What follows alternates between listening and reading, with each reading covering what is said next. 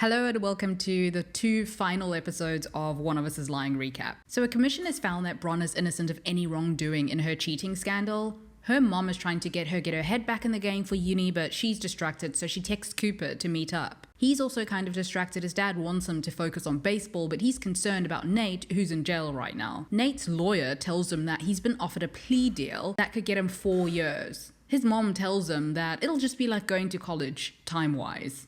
Very weird thing to say at this moment, but sure. If they go to trial, the authorities could dig up more dirt on Nate, and he could get more time, and it's a big gamble.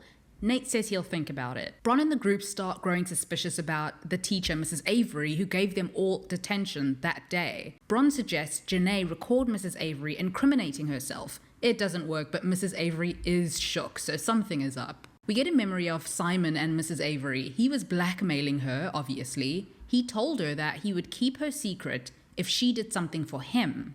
The gang follow Mrs. Avery after school to her house, and they see that the secret involves a student, Vanessa. Jake and Addie also talk after school. Hi, Jake. He wants to get back together. He wants to forget about it all and just be together, but things have changed for Addie. She's not really who she used to be, and she doesn't really want to go back to being that girl. A little ditzy and obsessed with Jake. Addie confronts Vanessa, who tells her what the secret is.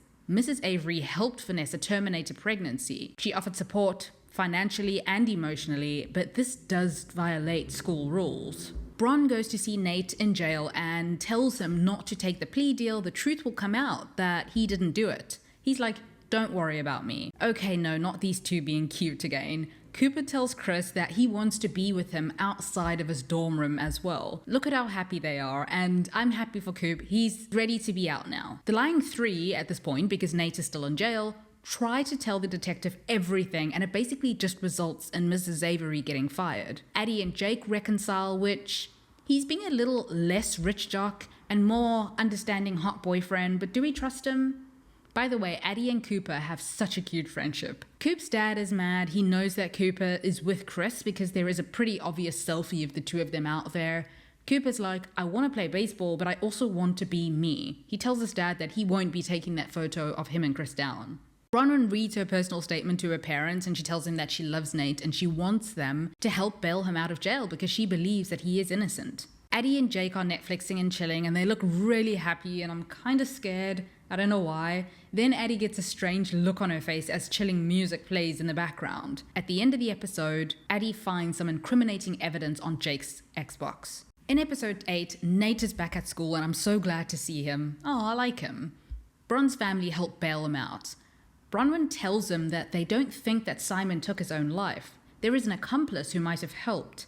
And she shows him the text that Addie had sent to the group the night before. It's a screenshot of what was on Jake's Xbox. Bron realizes that Jake was around all of them the day of Simon's murder, and he had opportunities to set all of them up. Also, Jake took the Xbox from Simon's wake.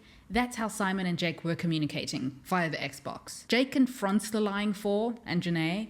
He's upset, and he says that he can't trust Addie with them. She needs to make a choice between the group and him, and she chooses him. We get a memory of the party where Simon tells Jake that Addie was cheating on him. So Jake has known all along. The group goes to Chris for help with their Halloween costumes so that they can sneak into Jake's Halloween party and steal his Xbox with the evidence on it. We get another memory where Jake asked Simon to post about Addie's cheating. He wanted to make her sweat and make her feel uncomfortable. Jake is thoroughly the villain. Good grief. For Halloween, he even kind of strong-arms Addie into wearing a revealing bunny costume that she doesn't really want to wear, but she does it.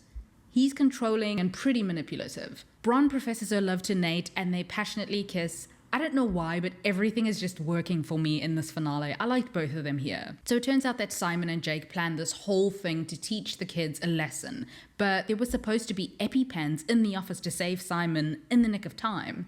Simon and Jake wanted to fake a murder attempt. It's mostly Jake's idea, and Simon agrees because this is some kind of daring game that they played as kids when they were still friends. Jake does sabotage the plan at the last minute though, and he ends up actually murdering Simon because there are no EpiPens and he took those EpiPens. Okay, so at the Halloween party, Jake is in a panic because the group found the Xbox with the incriminating evidence on it. He pulls out a gun. What are you going to do, Jake? Shoot all four of them? Addie tries to escape the party with the Xbox and Jake chases her. The group is close behind. Jake eventually catches her and tells her that everything that has happened is because of her cheating, and he shames her for not being loyal to him. As he's threatening Addie to give him the bag with his Xbox in it, there's a struggle involving the others who are also there at this point, and the gun goes off, killing Jake. We get to see 2 weeks later, the police are considering letting Nate go because they found Simon's recorded chats, and the theory is that Jake ran off and somehow mysteriously got shot. But there are a lot of conspiracy theories about the murder club's involvement, even though they're officially in the clear.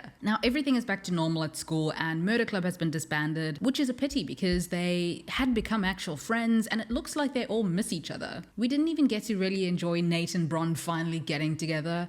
Oh well. It's not over though, because at the end of the episode, they all get anonymous texts saying to do what the sender tells them to, otherwise they'll be exposed, supposedly for their involvement in Jake's death. And that's the end of season 1 of One of Us is Lying. I don't know, I found this a pretty fun finale, and I'm definitely looking forward to more. I do wish that they wouldn't shoot with that anamorphic looking lens with the brownish flares. The show is just very dark and brown. Otherwise though, I'm looking forward to season 2. Anyway, that's it for this episode. Thank you for watching.